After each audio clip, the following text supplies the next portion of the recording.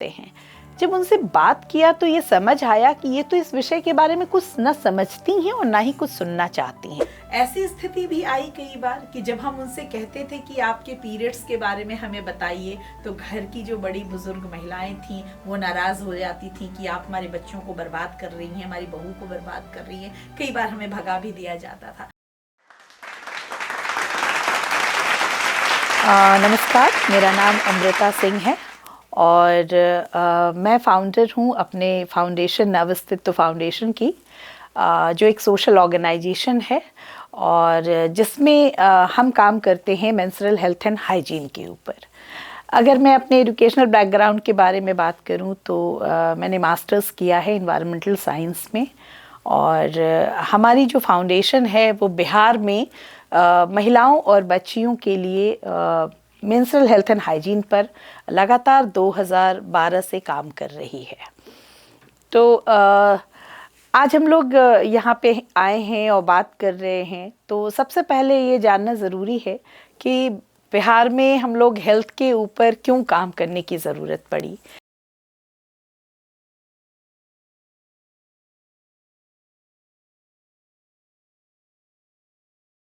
तो हमने महिलाओं और बच्चियों को बेसिक एजुकेशन देने का डिसीज़न लिया, क्योंकि हमें लगा कि शिक्षा बहुत महत्वपूर्ण है। अगर लोग शिक्षित होंगे, ख़ास करके बच्चियां और महिलाएं, तो बहुत ज़्यादा समाज में बदलाव लाया जा सकता है। इसी क्रम में हमने जब ये शुरुआत करी थी तो हमारे पास महिलाएं भी आने लगीं, बच्चियां भी आने लगीं। उनको पढ़ाते पढ़ाते, उनसे बात करते करते हमारे सामने कुछ अजीब चीज़ें सामने आने लगी। हमें पता चलने लगा कि उनके स्वास्थ्य की स्थिति बहुत ही ख़राब है। कई तरह की परेशानियों से, स्वास्थ्य संबंधित परेशानियों से महिलाएं और बच्चियां जूझ रही थीं।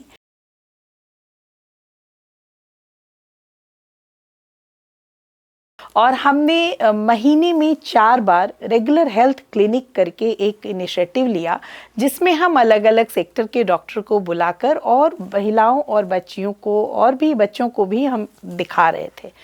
उसी दौरान जब गायनेकोलॉजिस्ट हमारे यहाँ विज़िट करने आई तो 2-3 विज़िट के बाद उन्होंने बताया कि इन महिलाओं की जो 99% जो परेशानियाँ ये हमसे शेयर कर रही हैं, वो सब इनके मेंस्ट्रुअल हेल्थ और हाइजीन से जुड़ी हुई हैं।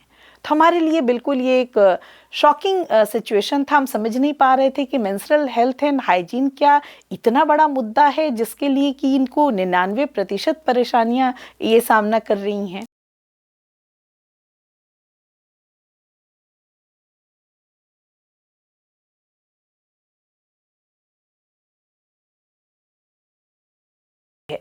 लोग हमेशा इस बात को हिडन रखते हैं और ये एक ऐसा मुद्दा था जिस पर ना डॉक्टर्स खुलकर बात कर रहे थे, ना औरतें खुलकर बात कर रही थीं और बच्चियों को तो इग्नोर ही करिए। वो सिर्फ उन्हीं बातों को फॉलो कर रहे थे जो उनके बड़े बुजुर्ग उनको बता रहे थे। अब वो शादीशुदा महिलाएं हों या किशोरियां हों। तो हम लोगों ने निर्णय लिया कि नहीं, इस विषय पर ही हम अपने काम को कन्फाइंड करेंगे और then we shifted to education to health. और हम तब शिफ्ट हो गए और हमने फोकस कर दिया कि हमारा स्पेशलाइज्ड फील्ड जो रहेगा काम करने का, खास करके बिहार में हम मेंस्ट्रुअल हेल्थ एंड हाइजीन पर काम करेंगे। क्योंकि एक तो बिहार में लिटरेसी की बहुत बड़ी इशू थी, जानकारी का अभाव था, सरकार के सहयोग भी नहीं थे इतना उस वक्त और इतनी ओपनली बात नहीं।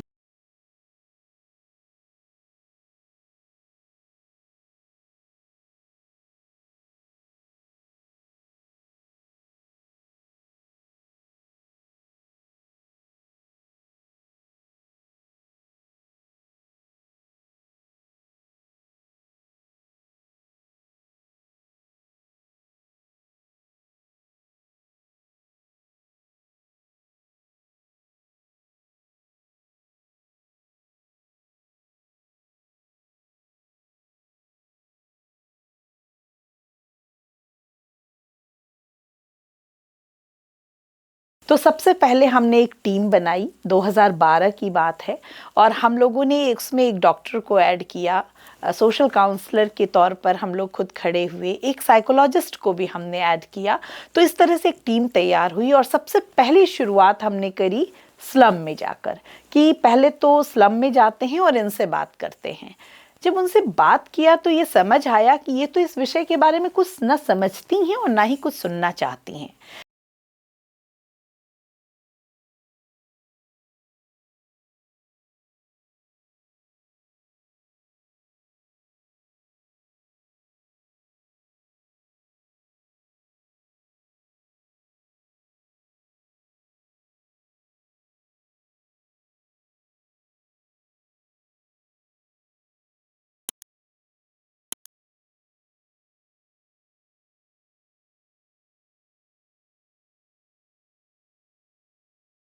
के बीच में जाते, उन्हीं के तरीके से उनके हेल्थ के बारे में बात करते, तो कई चीज़ें सामने आने लगी। पहला तो उनका जो सैनिटरी प्रोडक्ट्स यूज़ करने की जो उनकी इच्छा थी वो भी ना के बराबर थी, उपलब्धता ना के बराबर थी, क्योंकि जबकि बात मैं कर रही हूँ 2012 में, सैनिटरी पैड एक लग्जरी आइटम में काउंट होता था। ये सिर्फ अपर मिडिल क्लास तक ही उपलब्ध था, इवन कि मिडिल क्लास में भी इसका इस्तेमाल कम होता था। तो हमने धीरे धीरे उनको बताना शुरू किया। हमने कहा कि आपको पता है कि आपको इतनी सारी परेशानियां क्यों हो रही हैं, क्योंकि आपको इन्फेक्शन हो रहा है, आपको ल्यूकोरिया है, आप बहुत सारी चीज़ें वो हमें बताने लगे। उसमें एक नई बात निकल कर आई अनवांटेड प्रेगनेंसी की भी। तब हमें लगा कि ना, इन महिलाओं की स्थिति, कई बार उनका अबॉर्शन हो रहा है और वो सेल्फ अबॉर्शन करा रही हैं, किसी भी प्रकार का मेडिकल हेल्प उनको नहीं मिल पा रहा है, डॉक्टर के पास नहीं जाती हैं, तो अवेयरनेस की कमी लगी। तो ये तो स्लम में स्थिति हमने पाई। हमने धीरे धीरे उनका ब्रेन वॉश करना शुरू किया, आप ऐसे करिए, ऐसे करिए, ऐसे करिए, तो धीरे धीरे वो समझने लगी। उसके बाद भी हमें लगा कि हम अर्बन का भी एक छोटा सा देख लेते हैं क्या स्थिति है। हम अर्बन में गए, हमने स्कूल को चुना, कॉलेज को चुना। हर जगह जब पीरियड्स की बात आती थी, मेंस्ट्रुअल हेल्थ एंड हाइजीन की बात आती थी, कमोबेश सेम चीज़ें आती थीं। साथ में सोशल टैबूज इतने ज़्यादा जुड़े थे, फैमिली का प्रेशर इतना ज़्यादा था कि बहुत कुछ गलत हो रहा था उस वक्त, जब हमें समझ नहीं आ रहा था। हमने धीरे धीरे दोनों सेक्टर को एक साथ उठाया, अवेयरनेस शुरू किया, डॉक्टर्स से उनको मिलवाना शुरू किया, और उसके बाद उनसे बात करनी शुरू हुई। उनकी मदर इन लॉ, उनकी माँ, उनको समझाया कि आपने जो जो परेशानी देखी है, आप क्यों चाहते हैं आपकी बच्चियाँ देखें। धीरे धीरे वो समझने लगे। हालांकि ये समझने और समझाने के बीच 2012 से 2017 आ गया। इस बीच में हम लोगों ने सोचा कि अगर हम उपलब्धता पर भी कुछ काम करें तो शायद इनका दिमाग चेंज होगा, एक हैबिट चेंज होगी इनकी। तो अवेयरनेस के साथ साथ हमने अवेलेबिलिटी को भी चूज़ किया।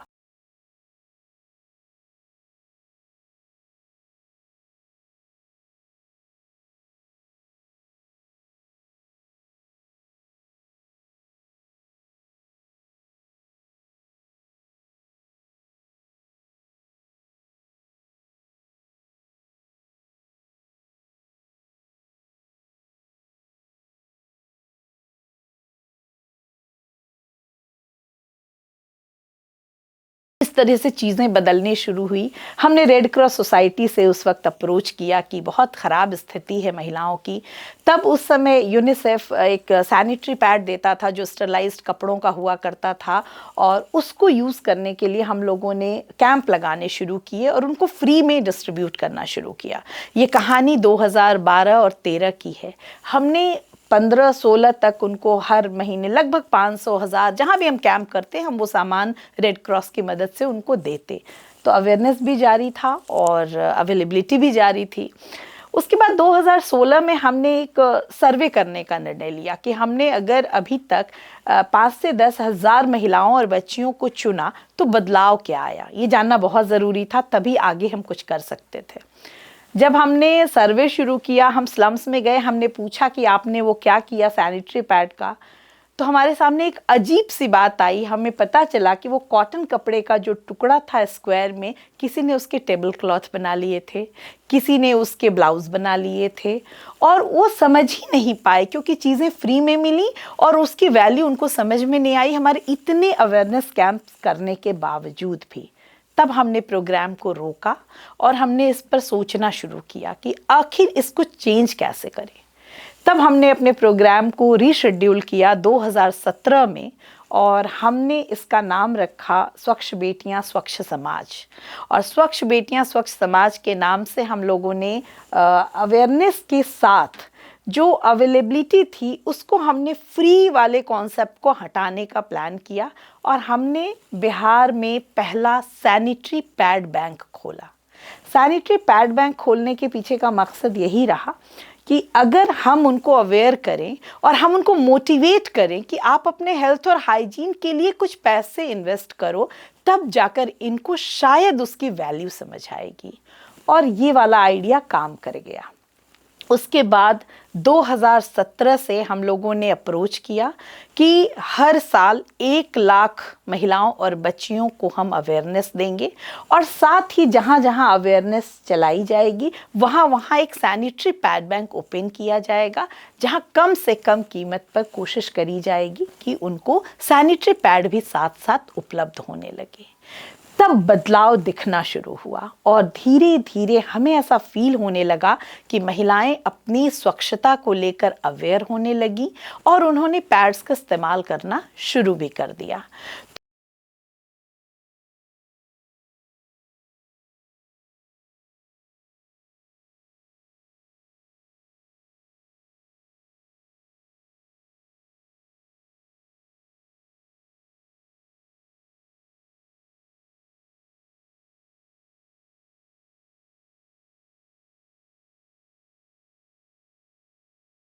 फिर धीरे धीरे हमने उनके हेल्थ इश्यूज़ पे भी बात किया, हाइजीनिक बातें भी उनसे होने लगी और सोशल टैबूज़ जो एक बहुत बड़ा हर्डल था चीज़ों को बदलने में। और ग्रामीण महिलाओं के साथ एक चैलेंज था कि वो कपड़े के साथ इतना ज़्यादा जुड़ चुकी थी और वो गंदे कपड़े के साथ जुड़ी थी। तो हमने उन्हें बताया कि कपड़ा यूज़ करिए या सैनिटरी पैड यूज़ करिए, आपको ध्यान रखना है हाइजीनिक चीज़ों का। फिर धीरे धीरे समय बदलता गया और अभी 2023 में जब मैं बात कर रही हूँ तो आप अंदाज़ा लगा सकते हैं कि हमने अभी तक लगभग 10 लाख महिलाओं और बच्चियों को ये बताने में हमें कामयाबी मिली कि एक्चुअली में पीरियड्स के बारे में सही जानकारी होना ज़रूरी क्यों है। क्योंकि एक तो 90% बीमारियां जो हम बच्चियों और महिलाओं में देख रहे थे वो उनके पीरियड से जुड़ा था, उनके हाइजीन से जुड़ा था। कोई ल्यूकोरिया से ग्रसित था और उसको पता ही नहीं है कि उसको ल्यूकोरिया है, उसको पता ही नहीं है कि वाइट डिस्चार्ज क्या होता है, तो हमने उसके बारे में बताया। कुछ महिलाओं को रैशेज, ईचिंग, वेजाइनल पार्ट में there are so many problems, तो उनको हमने बताया कि ये सब आपके अनहाइजीनिक जो बिहेवियर हैं आपके उसके वजह से है। तो इस तरीके से चीज़ें बदलने लगी और उसके बाद धीरे धीरे धीरे धीरे लोगों में भी जागरूकता होने लगी। तो हम लोगों ने निर्णय लिया कि हम इनके स्वास्थ्य के ऊपर भी थोड़ा फोकस करेंगे।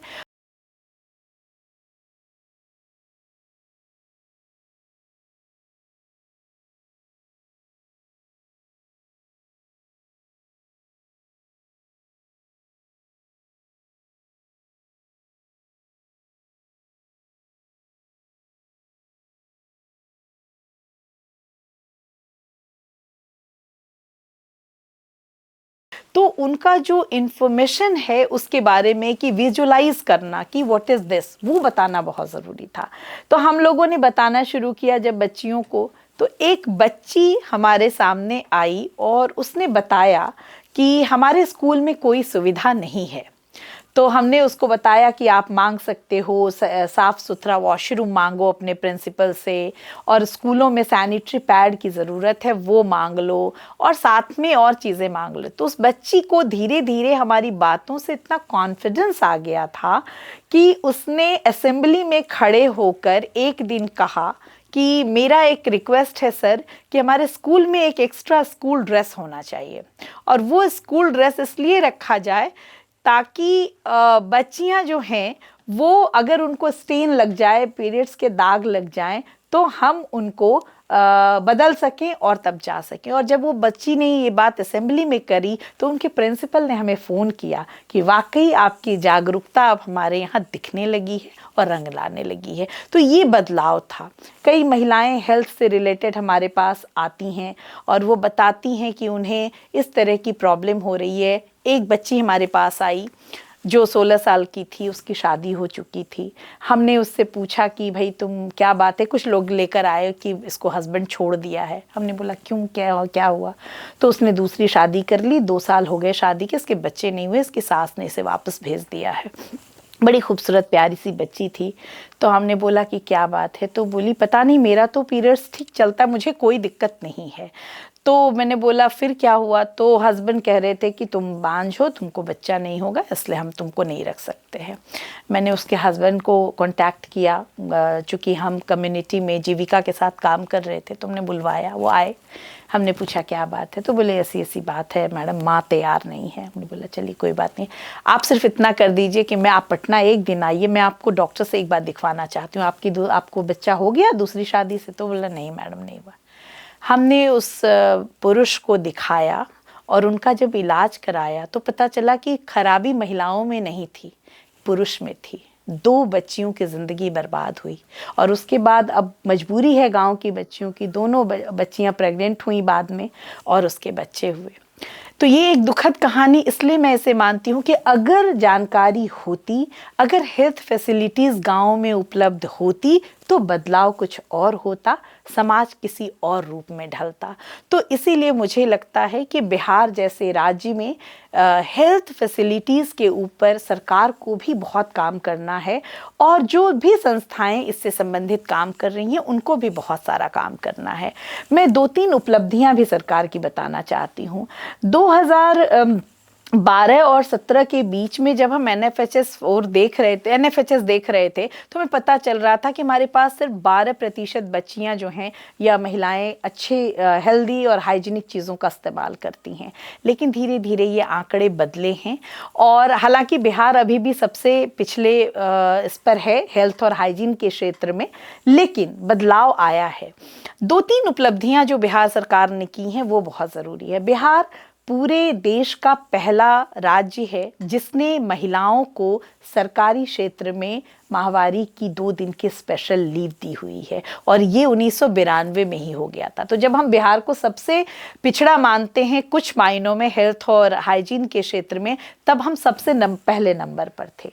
दूसरा बदलाव बिहार में बहुत बड़ा आया जब मुख्यमंत्री किशोरी स्वास्थ्य योजना की शुरुआत करी गई 2017 में।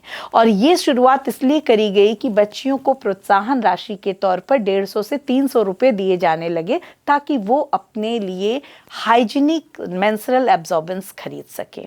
और तीसरा बदलाव अभी 2023 में आ रहा है, जो दिख रहा है कि हर स्कूल को ये कहा गया कि आपको एक सहेली कक्ष तैयार करना है।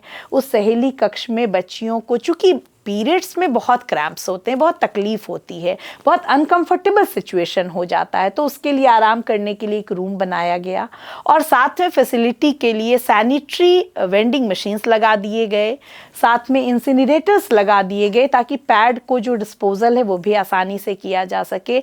और भी बहुत सारी फैसिलिटी जो है, एक शिकायत की पेटी भी बनाई गई है ताकि बच्चियों को अगर कोई कंप्लेन है उनके हेल्थ से रिलेटेड तो वो बता सकें। तो इस तरीके से ये 3-4 अच्छी शुरुआत की गई है, मगर यही बदलाव हेल्थ के क्षेत्र में बहुत कम है। और अब समय है जब सभी सरकार को भी जगना होगा, क्योंकि अगर आप पीएचसीज में चले जाएं तो वहाँ किसी भी प्रकार की बेसिक सुविधाएं हमारे महिलाओं और बच्चियों के लिए उपलब्ध नहीं है। उसको स्ट्रेंथन करने की ज़रूरत है सरकार को। और जब दवाएं हम फ्री में दे रहे हैं तो महिलाओं की जो गायनिकोलॉजिकल प्रॉब्लम है उसकी दवाएं उपलब्ध नहीं रखी जाती हैं। एक बहुत बड़ी समस्या, अल्ट्रासाउंड नहीं अवेलेबल है। हेल्थ जो भी पीएचसीज हैं अगर हर जगह जाएं तो नहीं अवेलेबल है, जो बहुत बड़ा प्रॉब्लम है क्योंकि वो एक बेसिक टेस्ट है। तो इस तरह की सुविधाएं अगर हर गांव के पीएचसी में, प्राइमरी हेल्थ सेंटर्स में सरकार की तरफ से कर दिए जाएं, हर पीएचसी में अगर एक लेडी डॉक्टर अपॉइंट किया जाए और बाकी चीज़ों को थोड़ा सा सरकार मजबूत करे, तो जितनी भी सिविल सोसाइटीज़ हैं, जितनी भी पब्लिक सपोर्ट हैं, सीएसआर हैं, जितनी भी तरह के हेल्थ सपोर्ट के लिए लोग खड़े होंगे और सरकार एक बहुत अच्छा कदम बिहार में महिलाओं और बच्चियों के हेल्थ के लिए कर पाएगी। समस्या ये है कि अगर किसी लड़की को, कोई प्रेग्नेंट लड़की अगर हॉस्पिटल जा रही है और अगर उसको कॉम्प्लिकेशंस हो रहे हैं, तो या तो उसकी मौत हो जा रही है या तो हम उसे बड़े हॉस्पिटल में ले जाने का प्रयास कर रहे हैं। पैसे का अभाव है, हमारे यहाँ गरीबी भी है, लिटरेसी भी नहीं है। तो हर चीज़ को एक साथ लेकर चलना, सरकार का जो वर्क फोर्स है, जो भी वर्क फोर्स है, चाहे वो आशा एएनएम हो, चाहे वो जीविका हो, चाहे वो और भी अगर देखा जाए तो सोशल वेलफेयर डिपार्टमेंट के विकास मित्र हैं, कई वर्क फोर्स हैं सरकार के पास। अगर सरकार चाहे तो इनको ट्रेन करके और सिविल सोसाइटीज़ का सहयोग लेकर हेल्थ सिस्टम को इतना स्ट्रेंथन कर सकती है कि बिहार के गाँव में किसी की मौत बीमारी से नहीं होगी, खास करके जब हम बात करें बच्चियों की और महिलाओं की। वैसे भी हमारे यहाँ महिलाओं का जो स्वास्थ्य है वो सबसे पिछले पायदान पे रखा जाता है, हम उसको प्रायोरिटी नहीं देते। हम यही बदलाव लाने की कोशिश कर रहे हैं कि तुम जानो कि तुम्हारा स्वास्थ्य कितना महत्वपूर्ण है, तुम जानो कि तुम्हें कोई बीमारी है कि नहीं। हमने उसके लिए अभी हमारी जो ऑर्गेनाइजेशन है उसने एक छोटा सा उनके लिए बनाया है पूरा ये, ताकि उनका बेसिक जांच हो सके। उनको ये भी नहीं पता है कि वो एनीमिक है या नहीं, हमारे बिहार की स्थिति ये है। तो हम उस पे काम कर रहे हैं कि उनको ये बताया जाए कि एनीमिया क्या होती है, अल्ट्रासाउंड क्यों ज़रूरी है, पैप्समियर क्या होता है, मेमोग्राफी क्या होती है, ताकि महिलाएं जो हैं वो स्वस्थ रह सके। और कहा जाता है कि अगर स्वस्थ घर की महिलाएं होंगी तभी समाज स्वस्थ होगा और तभी देश समृद्ध होगा। क्योंकि महिलाएं अगर बीमार हैं तो आप यकीन मानिए उस घर में समृद्धि आना मुश्किल है। तो मुझे लगता है कि शिक्षा और स्वास्थ्य को अब बराबर का हक दिया जाए और हर किसी को आगे आकर इस दोनों फील्ड में काम करना चाहिए। तो मेरी तरफ से एक मैसेज है बिहार के लोगों के लिए, बिहार सरकार के लिए, जितनी भी सिविल सोसाइटी ऑर्गेनाइजेशंस हैं, सभी को, मैं पब्लिक को भी ये कहना चाहती हूँ कि अगर आपके आसपास आपको लगे कि कोई महिला स्वस्थ नहीं है, किसी महिला को जानकारी नहीं है या किसी को बहुत परेशानी है, तो उसको सही सपोर्ट सिस्टम तक पहुंचाने में एक दूसरे की मदद करें। शायद यही चेन हमें इस देश को सुखी, स्वस्थ और समृद्ध बनाने में मदद करेगा। Thank you.